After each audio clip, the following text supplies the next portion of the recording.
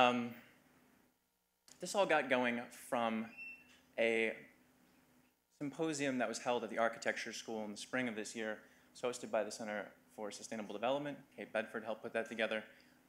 I learned a couple of things from it. One of them was that there's this sort of nascent movement around sustainable mobility on the campus. That got me thinking about what are the goals of that movement? What should we be trying to accomplish? What would it mean to do sustainable mobility? Thank you. Second, how do we get there? And what is it to mean to try to get there? So there's three things that I want to try to do with this presentation. One is give a working definition of sustainable mobility space for here, for the UT campus. Offer some propositions about what might help to get us there, and then sort of open this up for future conversation. Give you 15 seconds to read through this, and then start talking about it.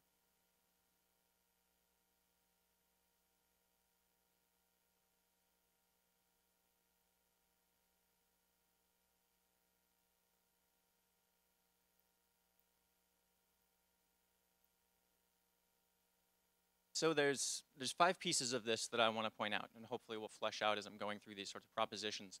The first one is this idea of the mobility commons that Dean Steiner was talking about, this, Pyrenees-like dodging of sheep and bikers, and it's this space that we all have to negotiate over, that we can think of as a common property resource.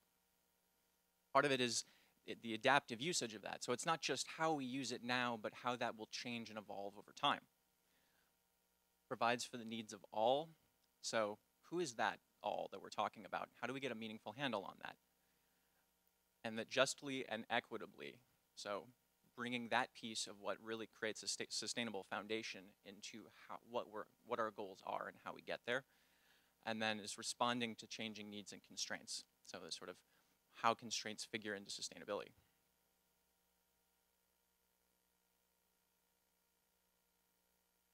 So the space that we all use and negotiate over, you can think of it, and I think we should think of it, as a common property resource. One of the things that we know about common property resources is that when they're healthy, they're stewarded. That stewardship usually takes the form of some kind of democratic process amongst the users where they work out how it is that they should use that, what sort of laws should govern it, and how that usage should change and adapt over time. So the first proposition that I'd give to you is, in order to arrive at a sustainable mobility space for the UT campus, we should have a democratic process that's driving that. Commonly, we think about mobility in terms of these sort of mobility types of driving, walking, biking. I want to take a slightly different tact at this. In my essay, I talk about Jonah, a fictional student who lives in West Campus. He doesn't own a car. Occasionally, he borrows his friends' cars to get around, walks or bikes to campus a lot of the time.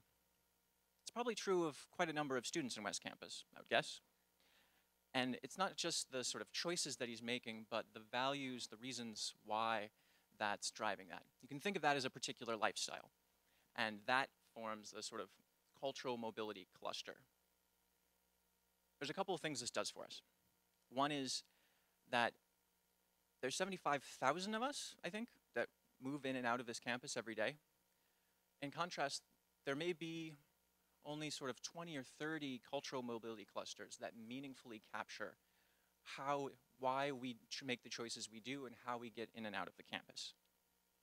Because of that, we can have a sort of meaningful dialogue amongst these different parties. Part of what that does is also brings in voices that we don't necessarily always have at the table. Say, staff folks who navigate the bus system to get back and forth to campus and what that involves in terms of time and expenditure.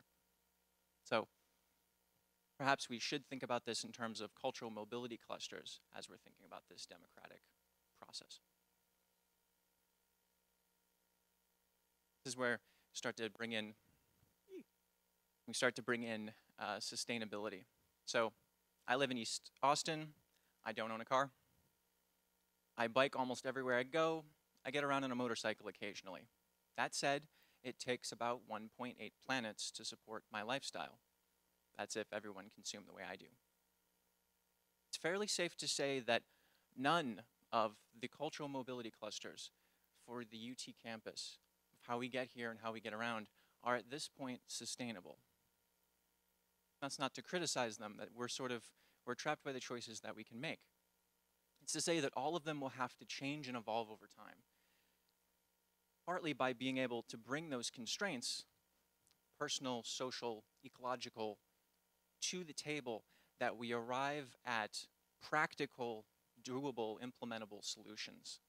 So part of the value of approaching this as a democratic process, both for us and perhaps for the administration, Bill Powers' words about this, a structure to look out over the horizon.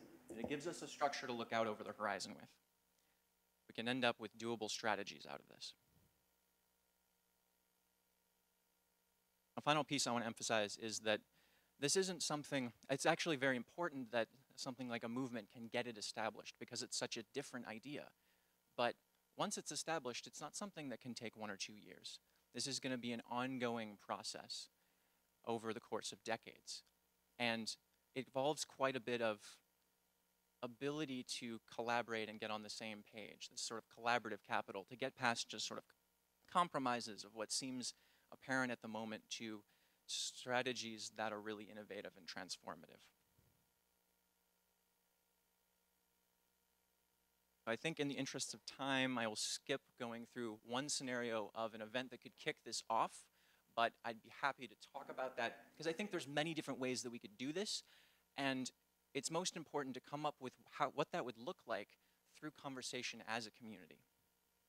The piece I want to do is contributing to the sort of digital democracy piece here. I want to get your feedback. First, I've got a website that has 2 very, very short surveys. They're like 1 and 3 questions, literally. The first one is asking, what cultural mobility cluster are you? And the second is asking, what could that kickoff forum or the whole sort of process look like? What form could that take to get that conversation going? So the website that that's at is UT Austin Mobility Space at WordPress. Feel free to pull out your phones, take that down. You may have to take off your pop-up blocker if you're doing this off of a smartphone. Also, I will be at the break with my iPad, and you can come up to me and take it off of my iPad. Thank you very much for your time.